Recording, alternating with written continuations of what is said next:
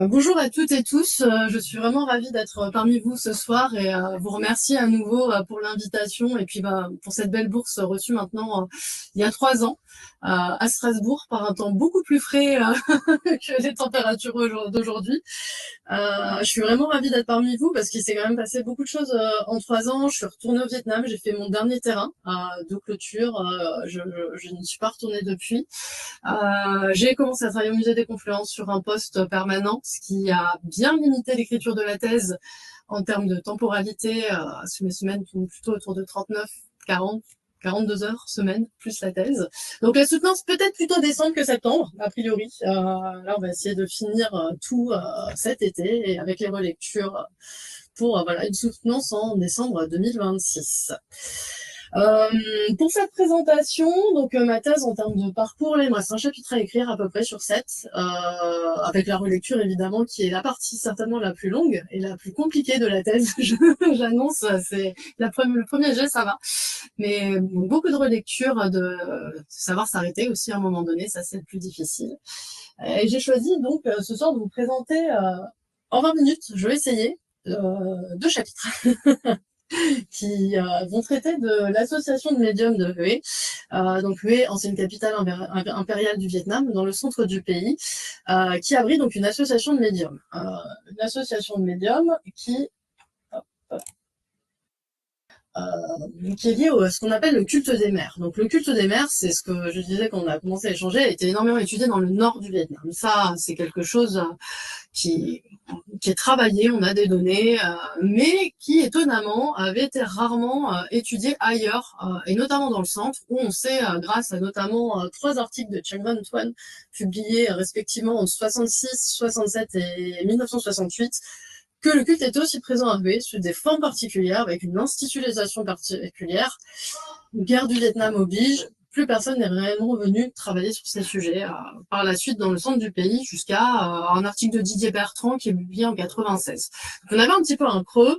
Ça, c'est le départ de ma thèse, après avoir travaillé dans le Nord, comme la plupart des gens, de se dire, ça serait chouette d'aller voir ce qui se passe ailleurs, et notamment dans le centre, bien que, initialement, donc je m'inscris en thèse en 2019, vous imaginez bien, pour ceux qui étaient là lors de la dernière présentation, que l'arrivée au Vietnam en 2020 a été particulière.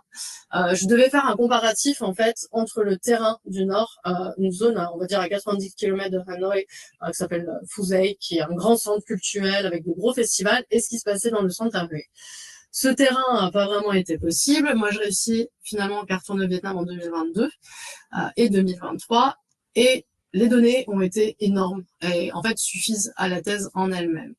Euh, pour revenir un petit peu sur ce qui est quand même le culte des mers, le culte des mers, c'est surtout connu pour être un culte de possession, où on a des médiums qui se font posséder par des esprits, ces esprits divinités, dépendamment du statut, sont quand même pour la plupart reconnus pour être des héros nationaux qui ont aidé le Vietnam, en règle générale, à des époques particulières, dans des moments de disette. Chang Yun Bao, par exemple, est un esprit qui est maintenant incarné dans le culte, qui est un général vietnamien du 13e. Voilà, il y a toute une panoplie. Et c'est connu pour ses danses, ses chants. C'est visuellement assez esthétiquement c'est beau, ça marche même auprès des touristes, il faut le reconnaître, sur des cérémonies de possession qui peuvent durer jusqu'à 8, 10, 12 heures. Donc, ça peut être quand même assez long. Ce culte, il a été patrimonialisé en décembre 2016. Donc en décembre 2016, on a un travail de terrain qui est mené par l'UNESCO, comme assez classique dans les cadres de patrimonialisation, uniquement dans le nord du Vietnam. Ce qui interroge aussi déjà sur la représentation de ce qui se passe ailleurs dans le pays. Donc ça, dans le Vietnam, il y a des enjeux territoriaux évidemment qui sont très forts. Patrimonialisation, moi je commence mon master en 2017 sur ce sujet-là, donc j'arrive en fait au Vietnam en février 2017, donc juste après la patrimonialisation, donc c'était déjà très intéressant. Voilà, donc l'objectif de la thèse, c'était vraiment d'étudier les formes existantes en dehors à Hue. Et à Hue, on a vraiment l'existence d'une chose assez particulière qui est une association de médiums.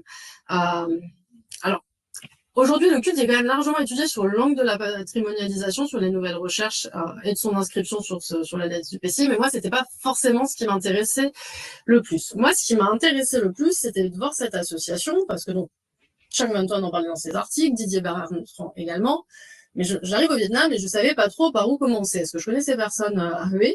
J'avais mes contacts dans le Nord. Il y a quelque chose au Vietnam qui s'appelle le Duen. Le Duen, c'est un peu l'idée du destin, des fils invisibles qui lient les individus, qu'on retrouve un peu partout dans le monde finalement. Et je suis amenée à rencontrer un chercheur qu'une amie vietnamienne me conseille. Là, je rencontre ce monsieur, on discute, et il me dit, ah mais Camille, il faudrait quand même que tu ailles rencontrer mon professeur de français, qui est un Vietnamien, un monsieur qui parle un français parfait, parce que la langue de Hue, elle est compliquée, c'est un peu comme apprendre ouais, le français à Québec. C'est quand même un langage, voilà. Donc, il me dit, va le rencontrer, il pourra t'aider à traduire. Bon, très bien, moi je vais rencontrer ce monsieur, on discute, effectivement, il a fait ses études à Grenoble, monsieur très sympathique, il finit par me dire, mais sur quoi porte ta thèse? Je lui explique, bah, j'aimerais travailler sur le culte des mères armées, l'association de médiums. Là, oh, mais tu sais pas quoi, ma mère, c'est l'ancienne présidente de l'association de médiums. Alors là, j'étais bien assise, vous imaginez bien, c'est des surprises du terrain qui sont assez exceptionnelles. Bon, très bien, est-ce que je peux rencontrer votre mère? Elle est décédée en 2005. Ah, bon, alors, ça, la surprise redescend. Mais on a gardé toutes ses archives et tous les documents qu'elle a conservés. Donc là, l'excitation remonte, que je retrouve ma souris. Il s'avère qu'en fait, il y a un fonds d'archives, un corpus de documents. Je ne vais pas l'appeler fonds d'archives parce qu'il n'est pas classé. C'est vraiment, voilà, un corpus, fonds exceptionnel qui est gardé par cette famille, conservé dans le petit meuble que vous pouvez voir devant, qui est en fait le temple privé de cette femme, qui est Fiu, son temple qui a été reproduit après sa mort par ses enfants. Ce fonds ce fonds d'archives est exceptionnel parce qu'il court depuis les années 60. Le document le plus ancien date de 1966 jusqu'au début des années 2000, qui permet vraiment d'observer les transformations et les relations avec aussi les politiques vietnamiennes. Ça offre un regard inédit sur les stratégies développées par les adeptes pour maintenir leurs pratiques malgré les périodes de restriction. Ce qu'il faut savoir que alors, je vais parler du centre pour simplifier, mais à partir de 75, à la fin de la guerre, il y a une grosse période d'interdiction des pratiques superstitieuses, dont évidemment les cultes de possession. Avec le communisme, ça fait pas forcément bon ménage, on interdit, et c'est des périodes où l'association est démantelée, en fait. Donc on avait très peu de traces, mais il s'avère que tous les documents, en fait, cette femme a essayé de préserver, elle allait récupérer des livres de prière, elle allait récupérer des documents, vraiment toute une sorte de documents très très très large pour protéger ce culte-là. Bon, conditions de conservation. Là, c'est le côté musée qui parle. Il fait très humide au Vietnam, très chaud. Il faudrait envisager, un des projets, ce serait de voir avec son petit-fils pour réussir à numériser tout ça et réussir à déposer ces documents quelque part, parce que c'est vraiment exceptionnel pour comprendre les enjeux politiques au Vietnam sur les liens entre cultes locaux, autorités locales, post-75 dans le centre du Vietnam. Donc, l'histoire du culte des mères, il est souvent difficile à reconstituer à partir des seules archives officielles, comme vous pouvez le deviner. Les pratiques médiumniques, elles ont longtemps été considérées comme relevant de la superstition, et elles ont laissé relativement peu de traces administrativement accessibles pour les chercheurs, outre des grandes lois qui permettent de restreindre en fait ces pratiques-là. Je fais une petite parenthèse, mais ce qui est intéressant, c'est que moi là, je fais le travail inverse. Je passe de l'anthropologue à l'historienne, ce qui n'était pas du tout prévu, et ça aussi, c'est des surprises du terrain. Donc, on voit que tout est amené, en fait, c'est ça qui est génial dans la recherche, tout se mélange et on est toujours amené à travailler sur beaucoup de sujets. Donc ce fonds de documents, ce corpus de documents, il est particulièrement intéressant parce que il rassemble autant des correspondances, des convocations, des rapports administratifs, la liste des membres, les statuts de l'association, des règlements intérieurs, des documents relatifs aux cérémonies, des comptes rendus de réunions et des documents financiers. Donc, et on a vraiment un intérêt documentaire en fait qui est double, parce que d'une part, il permet d'étudier l'organisation interne du culte des mères à Hue sur une longue durée, 66-2000, ce qui est quand même presque 50 ans, et d'autre part, il donne accès à la parole des acteurs eux-mêmes à ce moment-là via les comptes rendus de réunion. On a beaucoup de notes manuscrites par Fiu où elle coule ses idées sur comment réussir à maintenir le culte, comment récupérer le siège qui leur a été volé, je vais en revenir dessus. Donc, il y a des choses très intimes en fait dans ce corpus de documents. Et d'autre part, il donne aussi accès au lien avec les autorités locales, avec tous les documents officiels envoyés au comité populaire pour réussir à retrouver une pratique qui est alors interdite. Et en fait, ces archives, elles révèlent que les médiums de Hue ne formaient pas seulement un réseau informel de pratiquants, ce qui est un peu le cas quand même partout ailleurs au Vietnam, mais il y avait une véritable institution dotée d'une administration, de règles internes, d'une représentation collective officiellement reconnu par le gouvernement de Bao Dai à l'époque, donc le dernier empereur du Vietnam, en 53. En fait, à cette époque, avec quelques photos de Phu, voilà, parce qu'il y a aussi des photographies dans ce fonds d'archives. Donc là, elle est en train de pratiquer, d'incarner les esprits. Donc vous voyez la qualité des photographies qui ont bien subi les transformations du temps. Donc voilà, cette association, elle est officiellement créée en 1953. Et à cette époque, on voit que l'objectif principal est de structurer les pratiques du culte des mers dans le centre du Vietnam. Je pense qu'elle est reconnue à ce moment-là par le gouvernement, mais dans la manière dont les documents sont présentés, il y avait déjà cette structuration qui existait. Ça n'est pas vraiment en 63. Il y avait déjà quelque chose, voilà, des échanges entre les différentes personnes qui participent au culte, qui est assez unique et qui donc s'institutionnalise officiellement en 53. L'association, elle cherche à coordonner ces temples, à harmoniser les cérémonies en termes de pratiques pour qu'il y ait une espèce de norme et à encadrer aussi les spécialistes religieux, notamment en leur donnant des diplômes officiels pour reconnaître qu'ils font partie de cette association et qui sont des spécialistes cultuels corrects, qu'on peut aller les voir. Donc il y a vraiment un encadrement général.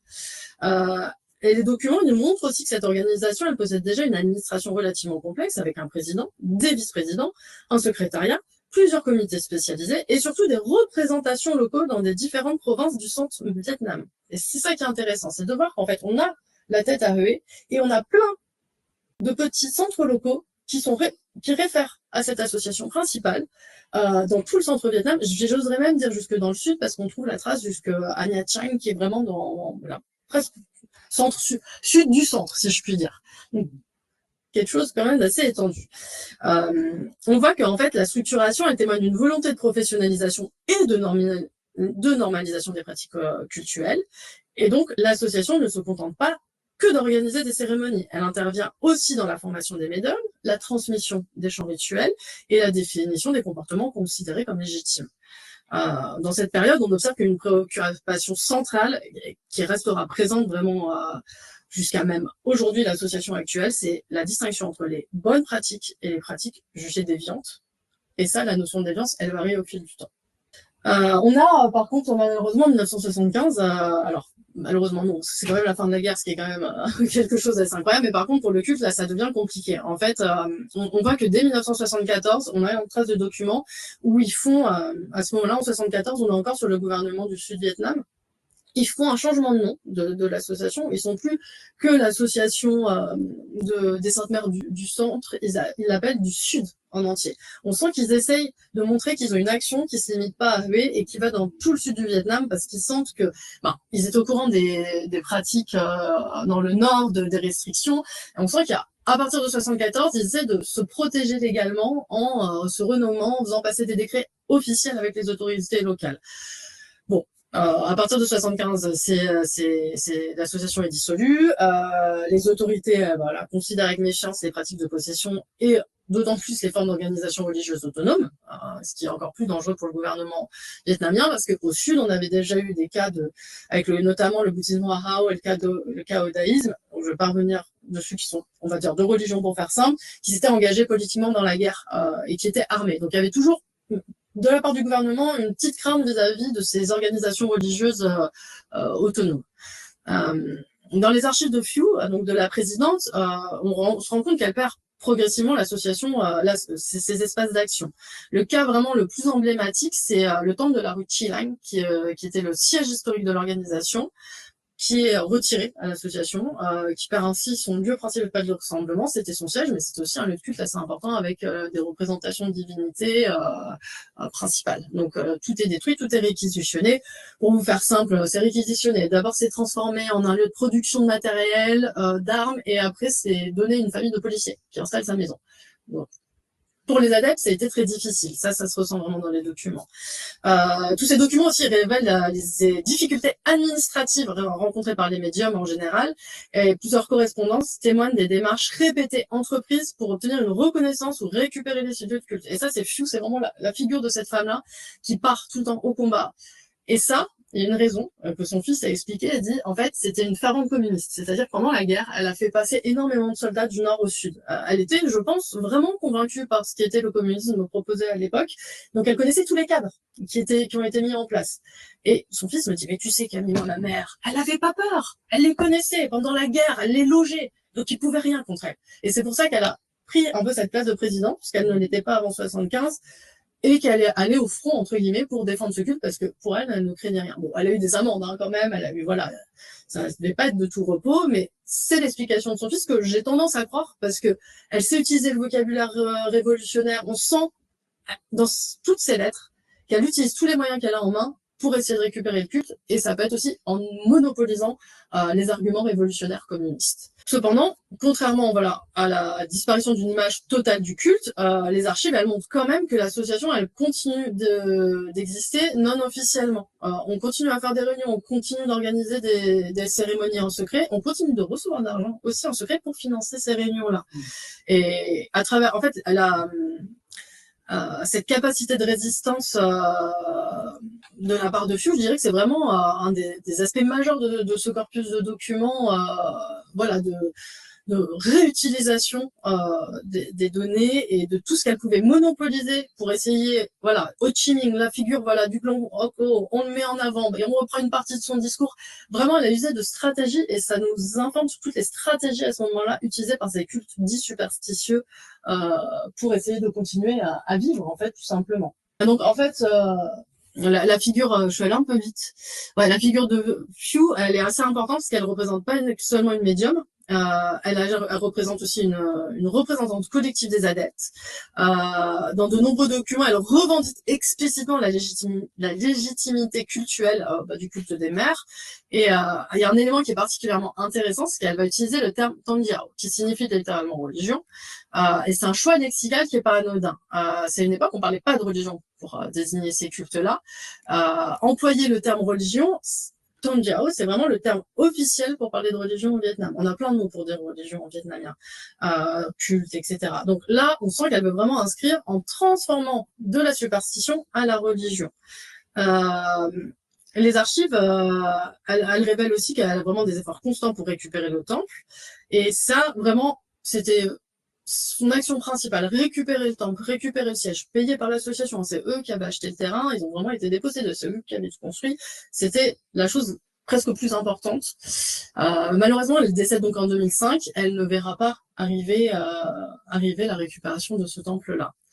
Il y a voilà, un vrai changement qui apparaît à la fin des années 90 et au début des années 2000, avec notamment un changement qui apparaît avec l'arrivée du Doi Moi, qu'on traduit par le renouveau en vietnamien, qui est le renouveau politique, économique. On va s'inscrire dans le capitalisme, en fait, le marché libéral, on s'ouvre, etc. Et via ce changement, on va avoir aussi un assouplissement des règles concernant les religions et les cultes dits superstitieux. On a un nouveau président donc, qui est élu en 2005, qui a été un de mes interlocuteurs privilégiés, vraiment qui m'a reçu un nombre de fois assez incalculable, qui m'invitait de toutes les cérémonies, qui m'appelait à 4h30 du matin pour prendre un petit déjeuner. Les joies du terrain, vraiment, c'était très très sympa. En fait, ce qui est intéressant aussi, c'est que du coup, avec cette ouverture du Doi Moi, on arrive à voir que la politique vietnamienne à l'égard des pratiques religieuses, elle devient plus souple parce qu'ils ne cherchent plus à les contrôler uniquement en les interdisant, ils cherchent à les valoriser. Pour moi, il y a vraiment une forme de soft power, c'est-à-dire au lieu d'interdire, dire non, c'est pas bien, etc., on autorise, mais en patrimonialisant. En disant, regardez, c'est du patrimoine, c'est pas du religieux. Et donc, il y a une transformation des pratiques, évidemment. Et en plus, quand c'est patrimonialisé, là, je fais un petit bond par l'UNESCO, on peut dire, ah, mais regardez l'UNESCO, ils ont dit que c'était comme ça, comme ça. Pourquoi vous faites des cérémonies qui ne respectent pas ce qui a été vu par un organisme international? On vous donne pas les autorisations. Donc, c'est aussi un moyen de contrôle qui est assez fort et qui est moins dans la confrontation directe. Donc, on a vraiment une nouvelle période à partir des années 2000 et on se rend compte avec ce président, hein, nous, maintenant, il a plus de 80 ans, il va pas loin de 90 même maintenant. Son discours, il est moins centré sur la revendication religieuse, il est beaucoup plus centré sur la préservation culturelle et la préservation culturelle du culte à Hue, précisément. Et ça se voit dans l'évolution du langage, c'est-à-dire qu'il n'utilise pas le mot religion, il va utiliser Tengur, qui veut dire croyance, qui est le vocabulaire de l'UNESCO. Donc, on a, voilà. Après, il y a des enjeux politiques aussi. Il a un représentant de l'État maintenant. Il peut pas dire dans ses discours. Il faut qu'il fasse attention quand il y a des autorités locales, etc. Mais même en entretien privé, quand on discutait, le mot religion est assez peu sorti quelques fois, mais c'était à la marge. Donc en fait, cette transformation, ce qui est intéressant, c'est qu'elle reflète un changement plus profond. C'est que le culte des mers cesse progressivement d'être défendu comme une religion marginalisée, mais ça devient un patrimoine culturel à préserver. L'un des événements majeurs de cette période, quand même, c'est la restitution du temple dont je vous parlais tout à l'heure, qui était le siège de l'association. Donc cette restitution, elle a lieu en 2013. Donc ça, c'est le temple que vous pouvez voir en photo. Donc c'est assez beau et on voit que c'est assez neuf. Je ne sais pas si vous pourrez vous rendre compte, mais en fait, les statues, c'est des statues très récentes. En fait, c'est pas, elles sont pas classiques dans les représentations quand on va dans les pagodes ou dans les temples vietnamiens, parce que les autres ont été détruites, tout simplement. Donc en fait, cette récupération du temple, c'est une victoire qui est vraiment l'aboutissement du combat engagé depuis plusieurs décennies par Phu, mais elle s'accompagne aussi évidemment d'une transformation des rapports à l'État. L'analyse des documents affichés au sein même du temple montre qu'il y a l'adoption d'un vocabulaire administratif proche de celui utilisé par les institutions politiques vietnamiennes. Le président de l'association, il est plus appelé Hoi Chung, qui veut dire littéralement président de l'association, et Chung Bak, qui veut dire chef de comité.